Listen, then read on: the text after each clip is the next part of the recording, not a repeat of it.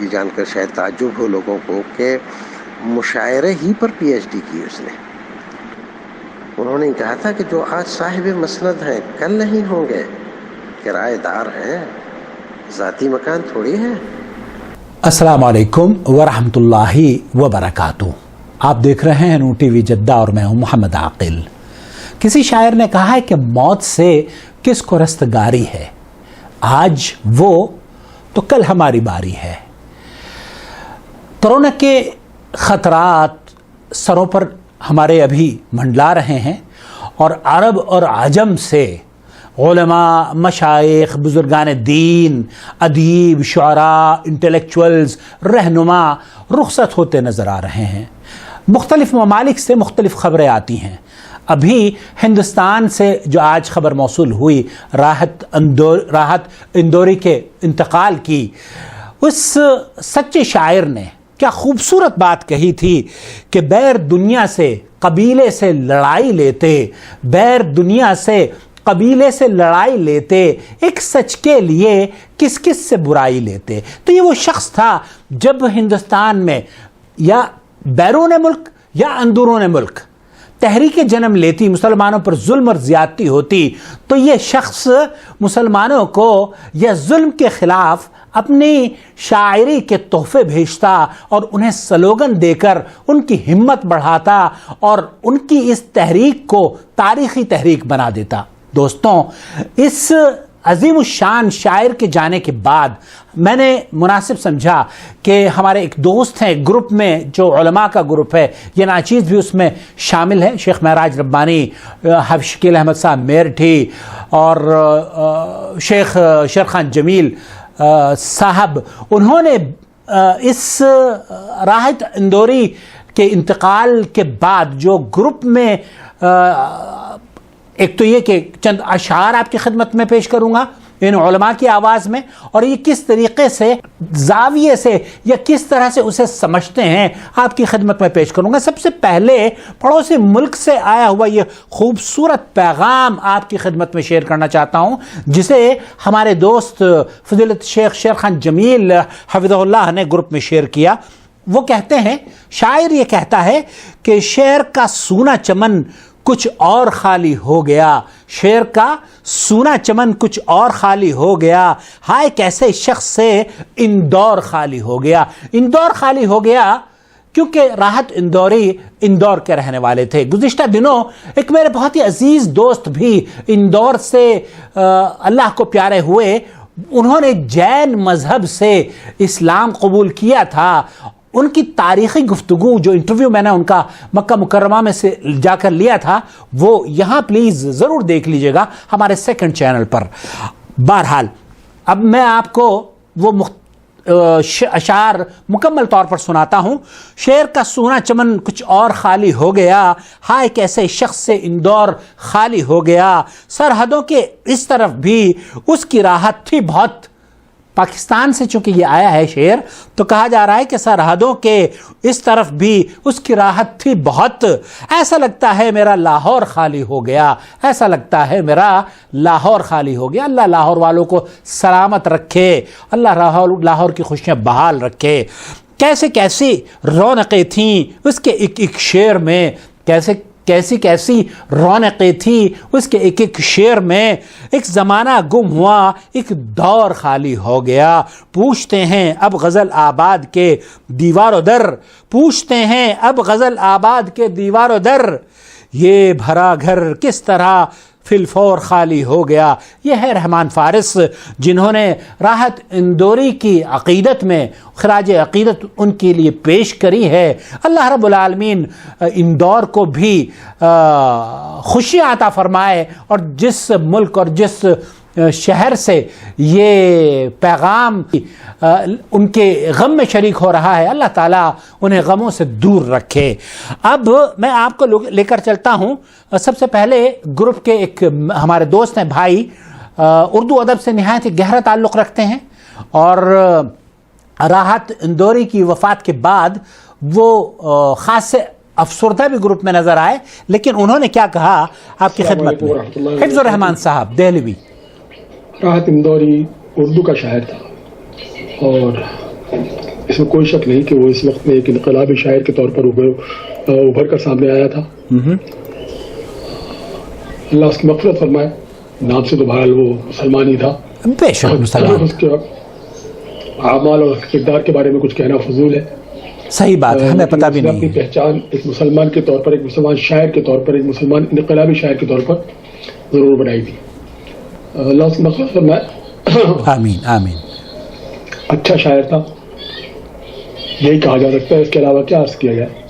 واللہ ولی التوفیق. والسلام علیکم ورحمۃ اللہ وبرکاتہ. وعلیکم السلام ورحمۃ اللہ وبرکاتہ. یہ تھا مختصر تبصرہ اس ادب سے جڑے ہوئے شخص کا جو کہ گروپ میں نہایت ہی افسردہ پایا گیا اس خبر کے بعد, لیکن دوسرے علماء اور دوسرے مشائخ کا تبصرہ آپ کی خدمت میں پیش کرنے کی سعادت حاصل کر رہا ہوں.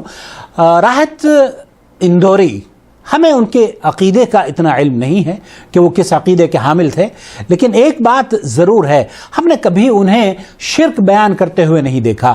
انہیں مسلمانوں کے لیے تڑپتا ہوا دیکھا اور انہیں مسلمانوں کی ترجمانی کرتے ہوئے دیکھا. صرف مسلمانوں ہی کے نہیں بلکہ جہاں جہاں ظلم ہوا کرتا تھا وہاں وہاں وہ اس مظلوم کی ترجمانی کیا کرتے تھے, مظلوم کی زبان بن جایا کرتے تھے. میں اب آپ کی خدمت میں پیش کروں گا شیخ معراج ربانی حفظہ اللہ. گروپ کے تمام ممبران اور میں اپنی طرف سے گروپ کے ایڈمن بھائی محمد عاقل صاحب, ان کی طرف سے میں محترم راحت اندوری جو ایک اس دور کے بلکہ اس صدی کے ایک عظیم شاعر تھے, اس میں کوئی شک نہیں کہ ہم بچپن سے ہی زمانے طالب علمی سے ہی سنتے اور دیکھتے چلے آ رہے ہیں کہ وہ مشاعروں کے بے تاج بادشاہ ہوا کرتے تھے. صرف ہندوستان ہی نہیں بلکہ دنیا کے گوشے گوشے میں راحت اندوری کو جس انداز سے سنا جاتا تھا اور جس انداز سے ان کی قدر و قیمت تھی اور جس انداز سے انہیں دیکھا جاتا تھا, نوجوانوں کے دلوں کی ترجمانی, ہر پورا ہندوستان ان کے سینے کے اندر موجزن تھا. قومی یکجہتی, بھائی چارگی. وہ کسی حکومت کے خلاف نہیں بولتے تھے اور نہ ہی وہ کسی حکومت کے خلاف تھے, بلکہ وہ ظلم کے خلاف تھے, برائیوں کے خلاف تھے, تاریکیوں اور ظلمت قدوں کے خلاف تھے. صحیح بات ہے. اور وہ روشنی کا شاعر. اور آج جب صبح میں بیدار ہوا اور اس کے بعد جب میں نے واٹس ایپ اپنا موبائل کھولا اور اس میں سب سے پہلی 3 منٹ پہلے کی یہ خبر تھی کہ جناب راحت اندوری اس دنیا سے رخصت ہو گئے, تو انا للہ و انا الیہ راجعون. شاک سے لگا کہ اللہ اکبر.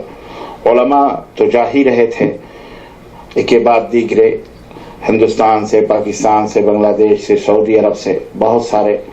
اب شعراء بھی جو ہمارے سروں کے تاج تھے, جو ہمارے لیے ایک آواز تھی, یوں سمجھیے کہ مربی بھی تھے. ان کی شاعری کے اندر جو جوش, جو ولولے, جو جذبے تھے اور جو حقائق تھے, وہ جو تھے, آج ہم ایسی شخصیتوں سے محروم ہو رہے ہیں. الغرض کچھ بھی ہو, یہ ایک بہت بڑا خسارہ 2020 کا ہے اور صدی کا خسارہ ہے. اور بہرحال میرے پاس الفاظ نہیں ہیں بھائی کہ میں ان کے تعلق سے کوئی تعزیت پیش کروں, لیکن بہرحال پورے ہندوستان میں رہنے والے لوگوں کو میں یہ تعزیت پیش کرتے ہوئے اللہ سے دعا کرتا ہوں کہ اللہ تعالیٰ ان کے خطاؤں اور لغزشوں کو معاف فرمائے اور اللہ تعالیٰ انہیں راحت عطا فرمائے قبر میں بھی, آخرت میں بھی, اور اللہ انہیں جنت نصیب فرمائے. ان کے لواحقین کو صرف وہی سوگوار نہیں ہے بلکہ پوری ملت ہندوستان. میں اسلامیہ اس لیے نہیں کہہ رہا ہوں کہ صرف وہ مسلمان, نام تھا مسلمان کا, لیکن وہ ہندوستان کے ایک عظیم شاعر تھے. وہ پورے قوم کے شاعر تھے, پوری ملت کے شاعر تھے, وہ پورے ہندوستان کے ترجمان تھے. وہ ہندوستان کی محبت اور اس کی قدر و قیمت ان کے دل کے اندر, ان کے خون کے قطرے قطرے کے اندر رچی تھی, بسی تھی. وہ نہیں چاہتے تھے کہ کسی کے اوپر ظلم ہو, کسی کے اوپر زیادتی ہو, بلکہ وہ سب مساوات اور برابری, اور بلکہ ایک یوں سمجھیے ترجمان تھے وہ پورے دیش کے, پورے ملک کے, پوری دنیا کے اندر مظلوموں کے ترجمان. اللہ تبارک و تعالیٰ انہیں سکون عطا فرمائے اور اللہ تعالیٰ انہیں جنت نصیب فرمائے. انہیں چند کلمات کے ساتھ میں इजाज़त चाहता हूँ। आपका भाई सईद महराज रब्बानी, सऊदी अरब। अस्सलामु अलैकुम व रहमतुल्लाहि व बरकातुहू। शेख महराज रब्बानी हफ़्ज़हुल्लाह ने चंद अशार भी जो इनके खूबसूरत अशार शेख को बहुत पसंद थे राहत इंदौरी के, वो भी मैं आपकी खिदमत में शेयर करूँगा, लेकिन इससे पहले हाफिज़ शकील अहमद साहब मेरे अस्सलामु अलैकुम व रहमतुल्लाहि व बरकातुहू। वालेकुम अस्सलाम व रहमतुल्लाहि व बरकातुहू। आज उर्दू के मारूफ और मशहूर शायर राहत इंदौरी साहब के इंतकाल की खबर मिली, दुख हुआ। इन्ना लिल्लाहि व इन्ना इलैहि राजिऊन। अल्लाह ताला मग़फ़िरत फरमाए और उनकी खताओं से दरगुजर फरमाए। आमीन। इसमें कोई शक नहीं है कि राहत इंदौरी उर्दू ज़बान के बड़े सच्चे सिपाही थे। क्या बात है, खादिम थे, सही बात है, और एक इनकलाबी शायर थे, कोई दो और राय नहीं। निडर और बेबाक शायर थे। बेशक उन्होंने अपने पैगाम को, अपने ख्यालात को हाँ। बिल्कुल बिला झिझक और बगैर किसी खौफ के अपने अशार के ज़रिए मुआशरे में, समाज में अपने ख्यालात व अफकार को पहुँचाया। सही, इसमें कोई शक नहीं है। और बड़ी इनकलाबी शायरी थी और हकीकत बयानी भी उसमें होती थी। अल्लाह ताला उनके पसमानदगान को सब्र जमील अता फरमाए। आमीन आमीन। उर्दू ज़बान के खादिमीन का इस तरह से एक के बाद दीगरे उठ जाना, ये उर्दू ज़बान के लिए, उर्दू दुनिया के लिए बहुत बड़ा खसारा है। अल्लाह ताला इस खसारे को पूरा फरमाए और इसका नेमुल बदल अता फरमाए। आमीन आमीन। अस्सलामु अलैकुम व रहमतुल्लाहि व बरकातुहू। अल्लाहुम्मा अजिरना फ़ी मुसीबतना वख़्लिफ़ लना खैरम मिन्हा। इकबाल साहब आगरा से, वो भी हमारे ग्रुप के मेंबर हैं, कहते हैं कि राहत इंदौरी की ताहयात अपनी गज़लों से महजूज कराते रहे हैं। उनका रंग और आहंग मुनफरिद था, उनकी शायरी, उनका ढंग, उनका रंग, उनका तर्ज मुनफरिद था। उनकी शायरी में मतानत और संजीदगी के साथ साथ तंज़ व तनक़ीद के नश्तर भी थे। उनका अदबी वर्सा उर्दू अदब का बेश कीमत सरमाया है।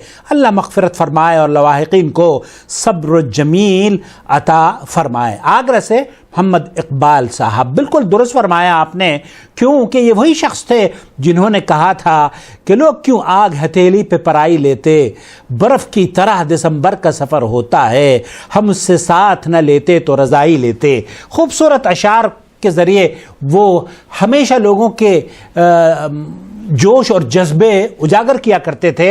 अब मैं आपकी खिदमत में चंद अशार जो यहाँ उलमा किराम ने पेश किए, राहत इंदौरी साहब के चंद अशार पेश खिदमत हैं। जी।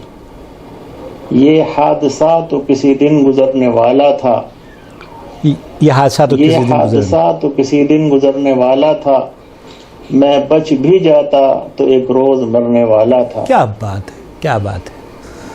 सबकी पगड़ी को हवाओं में उछाला जाए, सोचता हूँ कोई अखबार निकाला जाए। अल्लाह अकबर। सबकी पगड़ी को हवाओं में उछाला जाए, सोचता हूँ कोई अखबार निकाला जाए। आसमां ही नहीं एक चांद भी रहता है यहाँ। क्या बात है, वाह वाह। आसमां ही नहीं एक चांद भी रहता है यहाँ, जी। भूल कर भी कभी पत्थर न उछाला जाए। भूल कर भी कभी पत्थर न उछाला जाए। नए ऐवानों की तामीर जरूरी है, नए ऐवानों की तामीर जरूरी है, मगर पहले हम लोगों को मलबे से निकाला जाए। क्या बात है, मलबे से निकाला। अपनी पहचान मिटाने को कहा जाता है, बस्तियां छोड़ के जाने को कहा जाता है। बस्तियां छोड़ के जाने को कहा जाता है, बस्तियां छोड़ के जाने को कहा जाता है। दो शेर राहत इंदौरी साहब के हैं कि अफवाह थी कि मेरी तबीयत खराब है, अफवाह थी कि मेरी तबीयत खराब है, लोगों ने पूछ पूछ के बीमार कर दिया। क्या बात है। 2 गज से ही मगर ये मेरी मिल्कियत तो है, 2 गज से। ऐ मौत तूने मुझको जमींदार कर दिया, ये मौत तूने मुझको जमींदार कर दिया। वो चंद अशार यूं भी हैं उनके, जी रिशाद, लगेगी आग तो आएंगे घर कई जद में, लगेगी आग तो आएंगे घर कई जद में, जी यहाँ पे सिर्फ हमारा मकान थोड़ी है, वाह वाह, यहाँ पे सिर्फ हमारा मकान थोड़ी है, हाँ हमारे मुंह से जो निकले वही सदाकत है, हमारे मुंह से जो निकले वही सदाकत है, सदाकत है, हमारे मुंह में तुम्हारी जुबान थोड़ी है। क्या बात है। मैं जानता हूं कि दुश्मन भी कम नहीं, लेकिन मैं जानता हूं कि दुश्मन भी कम नहीं, लेकिन हमारी तरह हथेली पे जान थोड़ी है। क्या बात है। जो आज साहिबे मसनद हैं कल नहीं होंगे, जो आज साहिबे मसनद हैं कल नहीं होंगे, किराएदार हैं जाती मकान थोड़ी है। वाह वाह वाह, किराएदार हैं जाती मकान थोड़ी है, और सभी का खून है शामिल यहाँ की मिट्टी में, बहुत सभी का खून है शामिल यहाँ की मिट्टी में, किसी के बाप का हिंदुस्तान थोड़ी है, किसी के बाप का हिंदुस्तान। ये वो शायरी थी जो तारीख साज आंखों में आंखें डालकर बेशक हुकूमतों की जाती थी। आज हिंदुस्तान एक अपने अजीम और सपूत बेटे से, अजीम शायर से महरूम हो गया है। इसका गम पूरे हिंदुस्तान को है और रहेगा और रहना चाहिए, और याद रखा जाएगा।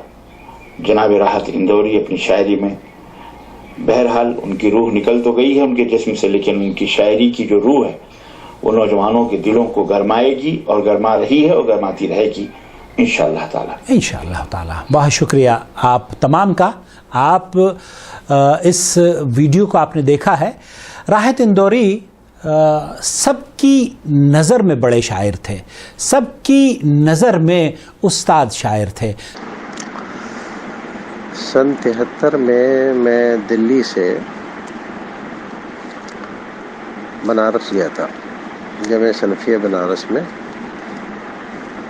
वो ज़माना आज से बहुत मुख्तलिफ था। उस वक्त को लेकर आज जब मैं गौर करता हूँ तो ज़मीन आसमान का फ़र्क पाता हूँ।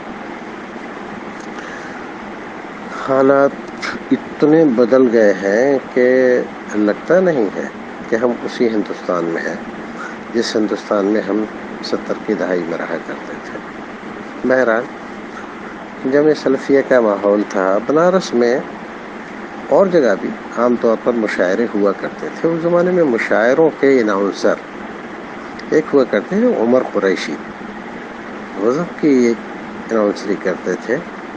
और उमर कुरैशी के बाद उनके ज़माने में भी कुछ लोग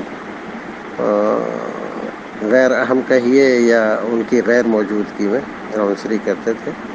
बाद में जो लोग चमके, पीरज़ादा, अनवर जलालपुरी और दूसरे लोग, ये सब उमर कुरैशी के बाद आए।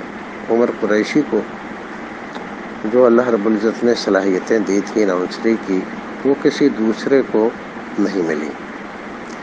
पीरज़ादा साहब ने भी अपने ज़माने में बहुत शोहरत पाई, लेकिन जो उमर कुरैशी को हासिल थी वो नहीं हासिल हो सकी। लेकिन आज के ज़माने में उमर कुरैशी को बहुत कम लोग जानते होंगे। चलिए, बहरहाल उसी ज़माने की बात है जब मुशायरों में आम तौर पर हक़ कानपुरी, राज़ इलाहाबादी, बशीर बद्र, महशर बदायूनी, राही बस्तवी, बेकल उत्साही, अजमल सुल्तानपुरी, हफीज़ बनारसी, हफीज़ मेरठी जैसे लोग शरीक हुआ करते थे। वो ज़माना ऐसा था कि उस ज़माने में थोड़ा राग से, तरन्नुम से पढ़ना अच्छा माना जाता था और उन शायरों को ज़्यादा दाद मिला करती थी जो राग से पढ़ा करते थे। उस ज़माने में एक शायर हुआ करते थे इंदौर के, उनका नाम था नूर इंदौरी। शक्ल सूरत भी बड़ी अच्छी थी उनकी और तरन्नुम भी बहुत अच्छा था और गज़ब की उन्होंने आवाज़ पाई थी। जब पढ़ते थे तो समा बंध जाता था। एक मुशायरे में जिसमें पहली बार नूर इंदौरी और राहत इंदौरी दोनों को ہم نے بنارس میں دیکھا تو نور نے اس میں اپنی غزل پڑھی تھی کہ اگر ہم نور بن کر نہ آتے تو چاروں طرف رات ہی رات ہوتی. اور اس زمانے میں مجھے ایک عجیب شوق ہو گیا تھا کہ جس شاعر کو بھی سنتا تھا سن کر اس کے اشعار یاد کر لینا اور اسی انداز میں پڑھنا، اس کی نقل اتار دینا. تو ساتھی لوگ مشاعرے سے واپس آنے کے بعد دوسرے دن تیسرے دن ذرا وہ سناؤ ایسے کر کے، اور مجھے بھی اس زمانے میں سینکڑوں ہزاروں اشعار یاد تھے. بہرحال حق کا راحت اندوری اس مشاعرے میں تھے. نور اندوری اس سے پہلے پڑھ چکے تھے. جب راحت کا نمبر آیا تو انہوں نے طنزاً کہا کہ آج حال یہ ہے کہ لوگ شعر فہمی کا سلیقہ نہیں رکھتے اور ایسا ہے اور ویسا ہے، اور صرف آواز کے بنیاد پر لوگ شاعری کر رہے ہیں. ظاہر ہے کہ وہ طنز ان کا وہ نور اندوری ہی کے تعلق سے تھا، لیکن نور اندوری، حق کانپوری، یہ راز الہ آبادی، یہ لوگ وہ تھے کہ جس مشاعرے میں شریک ہوتے تھے مشاعرہ کامیاب ہو جاتا تھا. اس زمانے میں راحت اندوری کی شرکت کسی مشاعرے کی کامیابی کے لیے ضروری نہیں سمجھی جاتی تھی، اور لوگ پسند بھی انہی شعراء کو کرتے تھے جو ترنم سے پڑھتے تھے. اس وقت کا یاد ہے ایک شعر جو راحت اندوری نے پڑھا تھا اس مشاعرے میں کہ آندھی مغرور درختوں کو پٹخ جائے گی، آندھی مغرور درختوں کو پٹخ جائے گی، بس وہی شاخ بچے گی جو لچک جائے گی. ظاہر ہے کہ شعر اپنی معنویت کے اعتبار سے بہت اہم ہے، لیکن تحت میں پڑھا گیا تھا. اس پر وہ داد جو آج کل ملا کرتی تھی ان کو وہ نہیں ملی تھی، یہ مجھے اچھی طرح یاد ہے. لیکن شعر مجھے خود پسند آیا تھا کہ یہ ایک فلسفہ ہے زندگی گزارنے کا جو راحت اندوری نے ذکر کیا ہے. راحت بہت پڑھا لکھا آدمی تھا، مطالعہ اس نے بہت کیا تھا، کتابوں کا، شعراء کا، زندگیوں کا، زندگی کے فلسفے کا، اور ہندوستان کو کہاں سے کہاں پہنچتے ہوئے دیکھا تھا. اس نے پیار و محبت سے نفرت و عداوت کے سارے مراحل اس نے اپنی آنکھوں سے طے ہوتے ہوئے دیکھے تھے. تب اس نے وہ مقام حاصل کیا تھا جو اس کو بعد میں حاصل ہوا. تو راحت اندوری ظاہر ہے کہ شکل و صورت کے اعتبار سے اس طرح کے نہیں تھے، لیکن علم اللہ رب العزت نے اس کو اچھا دیا تھا. اردو ادب میں گہرائی، الفاظ کی نشست و برخاست، اس کا اتار چڑھاؤ، اس کی قیمت، کس لفظ کی کیا قیمت ہے. پروفیسر تھا، اور یہ جان کر شاید تعجب ہو لوگوں کو کہ مشاعرے ہی پر پی ایچ ڈی کی اس نے. تو مشاعرہ کیا ہے، کب سے ہے، کیا ہونا چاہیے، اس میں کیا خرابیاں ہیں، کیا اچھائیاں ہیں، اور کیا اس کی بنیادی عناصر ہیں، یہ ساری چیزیں اپنے پی ایچ ڈی کے اس نے ذکر کی ہیں. کئی دیوان بھی اس کے چھپے ہیں، اور یہ جو پروفیسر ہونے کی وجہ سے کالج میں پڑھاتے بھی تھے، فلمی دنیا سے بھی ان کا تعلق رہا. جب وہ بہت مشہور ہوئے تو فلمی نگری نے بھی ان کو اپنی طرف کھینچا، اور انہوں نے اس کے لیے بھی بہت سارے گیت لکھے. بہرحال راحت اندوری ایک ایسا ضدی، حق گو، نڈر، بے باک، ملت کا درد غم اور فرقہ پرستوں کی چالاکیاں، مکاریاں، عیاریاں اچھی طرح سے جاننے والا اور علل اعلان کہہ دینے والا شاعر تھا. یہ ساری چیزیں کسی ایک آدمی میں مشکل سے ملتی ہیں. وہ کبھی ڈرا نہیں. زمانہ کانگریس کا رہا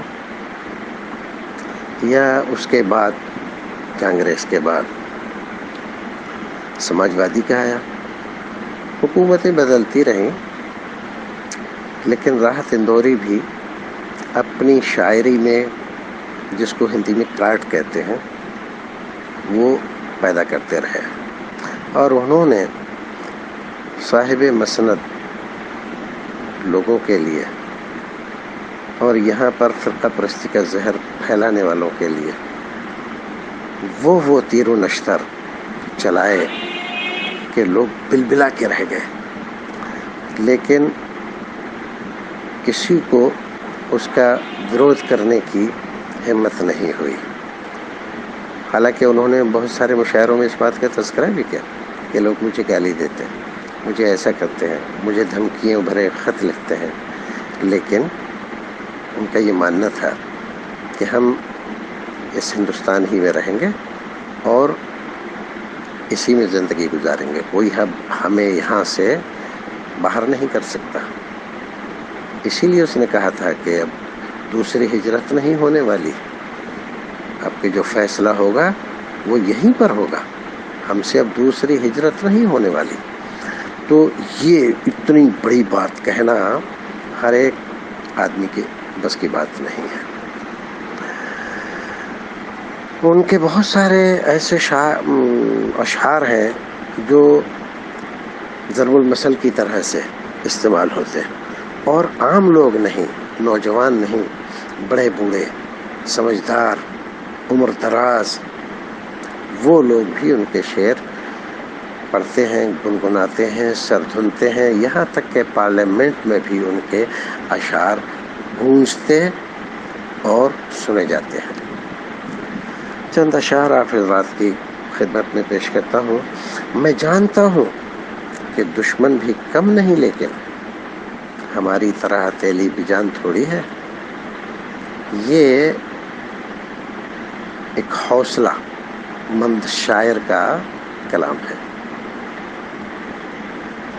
اس کو اس بات کا خوب احساس ہے کہ ہم بے سر و سامان ہیں، ہمارے پاس کچھ نہیں ہے، لیکن ہم ہتھیلی پہ جان لے کر پھرتے ہیں، اور جو آدمی مرنے کا ارادہ کر لے وہ کسی سے نہیں ڈرتا، دنیا اس سے ڈرتی ہے۔ انہوں نے کہا تھا کہ جو آج صاحب مسند ہیں کل نہیں ہوں گے، کرایہ دار ہیں، ذاتی مکان تھوڑی ہے۔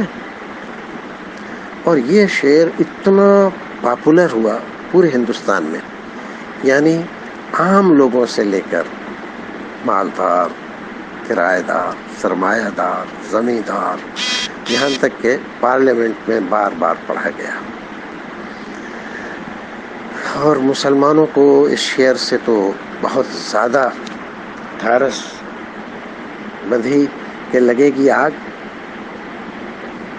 تو آئیں گے گھر کئی زد میں، لگے گی آگ تو آئیں گے گھر کئی زد میں، یہاں پہ صرف ہمارا مکان تھوڑی ہے، کیوں ڈر کے رہو؟ آگ لگے گی تو صرف ہمیں جلائے گی، دوسرے لوگ بھی ہیں یہاں، تو وہ اپنی سوچ کر آگ لگائیں، آگ لگانے والے اور جن کے گھر جلائے جا رہے ہیں وہ بھی یہ سوچ کر صبر کریں کہ ہمارا ہی نہیں چل رہا ہے، دوسروں کا بھی چل رہا ہے۔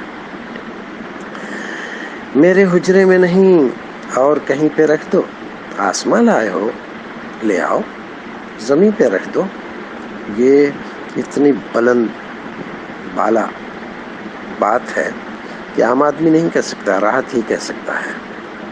اب کہاں ڈھونڈنے جاؤ گے ہمارے قاتل؟ ہندوستان میں فسادات ہوتے رہتے ہیں اور ان تمام کا انجام ایک جیسا ہوتا ہے، جو پٹتے ہیں، مرتے ہیں، قتل ہوتے ہیں، جن کے گھر جلائے جاتے ہیں، وہی قاتل بنائے جاتے ہیں، وہی جیلوں میں ٹھونسے جاتے ہیں، جو اس وقت دلی میں ہو رہا ہے۔ دلی سرکار کی آنکھوں کے نیچے یہاں کے گورنر اور یہاں کے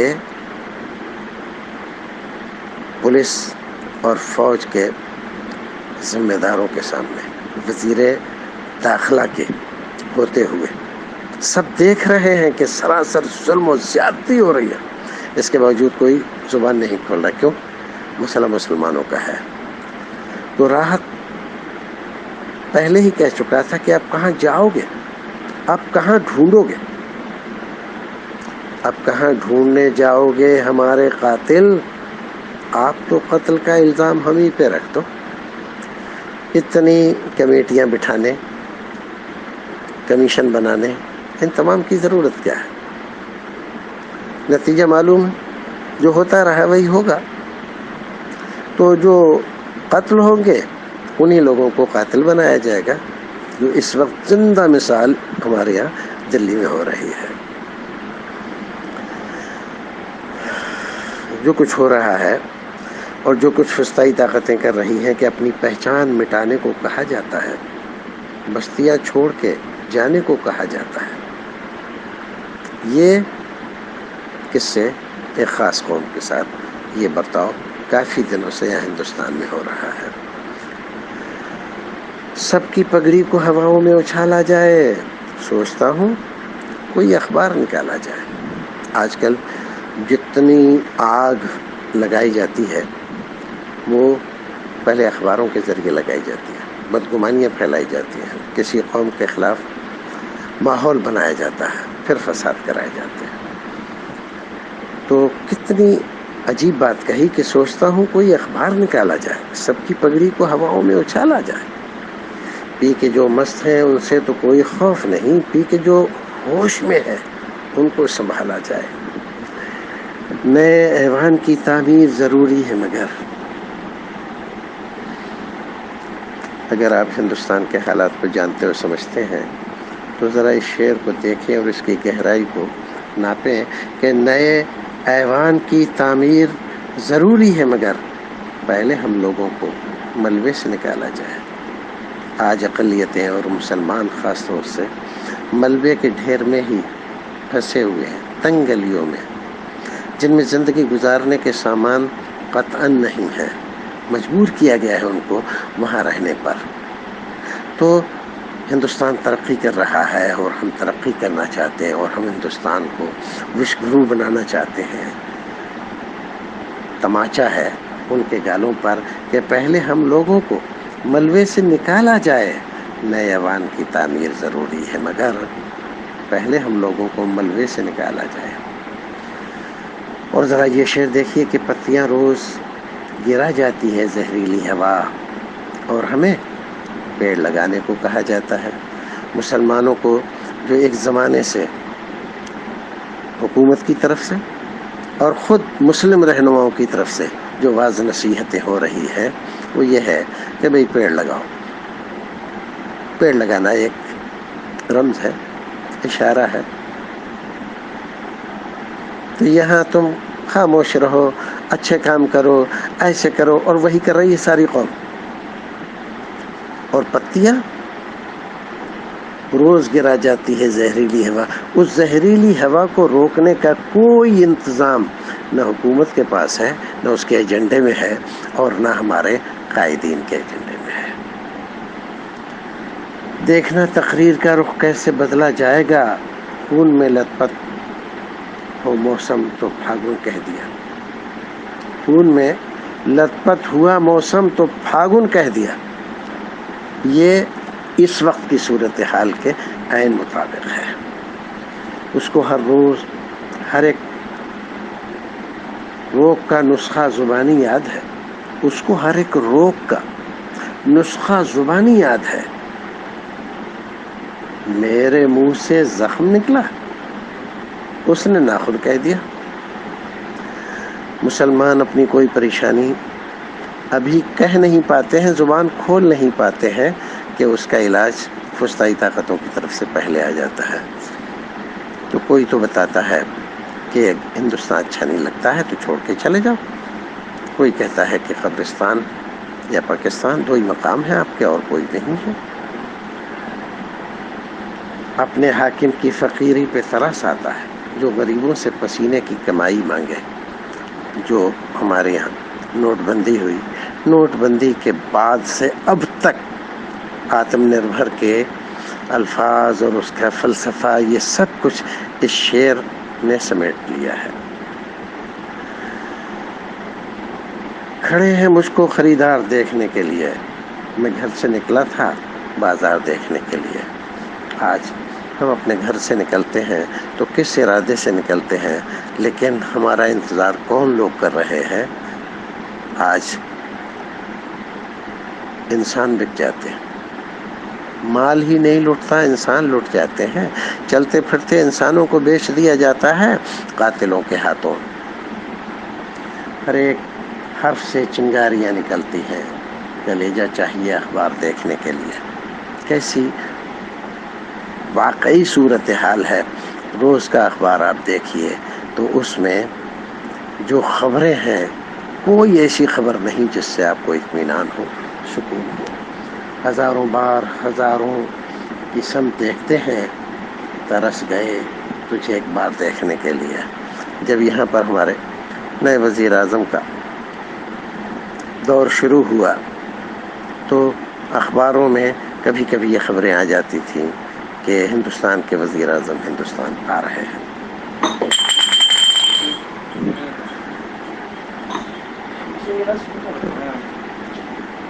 ہمارے منہ سے جو نکلے وہی صداقت ہے، ہمارے منہ میں تمہاری زبان تھوڑی ہے۔ نئی ہواؤں کی صحبت بگاڑ دیتی ہے، کبوتروں کو کھلی چھت بگاڑ دیتی ہے، جو اندھ بھگت آج کل پھر رہے ہیں لاقانونیت پھیلاتے ہوئے اور جگہ جگہ لوگوں کو مارتے۔ اس کی عکاسی بڑی اچھی طرح کی ہے۔ جو جرم کرتے ہیں اتنے برے نہیں ہوتے، جو جرم کرتے ہیں اتنے برے نہیں ہوتے، سزا نہ دے کے عدالت بگاڑ دیتی ہے۔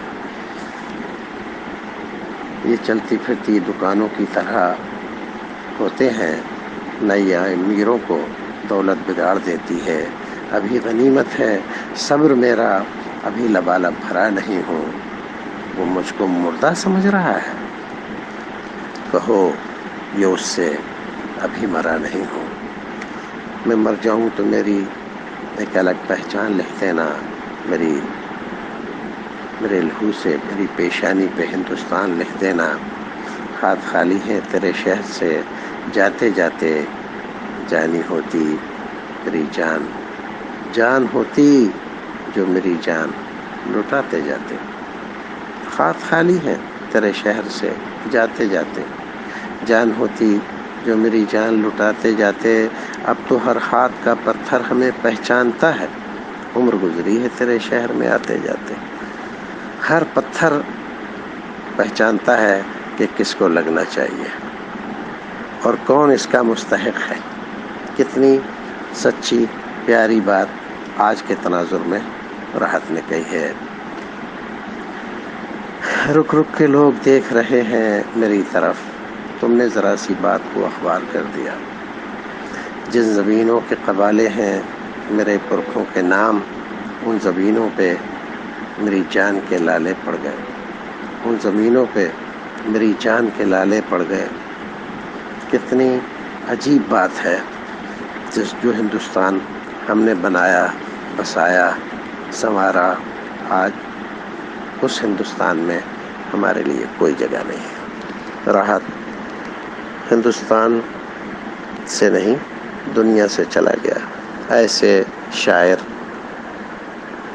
برسوں میں نہیں صدیوں میں پیدا ہوتے ہیں، اللہ اس کی مغفرت کرے۔ السلام علیکم ورحمۃ اللہ وبرکاتہ۔ جو شخصیت تھی انہیں سب پسند کیا کرتے تھے، اپنے ہی نہیں بلکہ پڑوسی ملک سے ان کی جو خراج عقیدت پیش کی گئی ہے وہ بھی میں نے آپ کی خدمت میں پیش کی ہے۔ مجھے امید ہے کہ یہ مختصر سے ویڈیو آپ اسے ضرور پسند کریں گے اور دوسروں کے ساتھ شیئر بھی کریں گے تاکہ راحت اندوری کو یاد رکھا جائے اور راحت اندوری کے لیے دعا کی جائے اور اردو کے جو چراغ انہوں نے جلائے ہیں انہیں بجھنے نہ دیا جائے۔ اپنے گھروں میں چراغ جلائیے، اردو کی شمع روشن کیجیے اور گھروں میں بچوں کو کم از کم اردو ادب سے رشتوں کو جوڑنے کی کوشش کیجیے۔ اپنا بہت خیال رکھیے اور اس دور میں جب آپ کو اپنوں کی یا پرایوں کی یاد آئے تو دعا ضرور کیا کیجیے اللہ رب العالمین اس دنیا کو امن اور سلامتی عطا فرما دے، اور ایک بار پھر ہم سب کے لیے امن اور سلامتی کے ساتھ ایک ملک سے دوسرے ملک، ایک شہر سے دوسرے شہر، ایک دوست دوسرے دوست سے بغیر خوف کے ملنا شروع کر دے، اور حرمین کے دروازے ہمارے لیے کھل جائیں تاکہ ہم اور آپ، اللہ رب العالمین میرے جتنے بھی ناظرین ہیں سب کو اللہ تعالیٰ خانہ کعبہ کی، حرمین شریفین کی زیارت نصیب فرما دے۔ اللہم آمین یا رب العالمین۔ والسلام علیکم ورحمۃ اللہ وبرکاتہ۔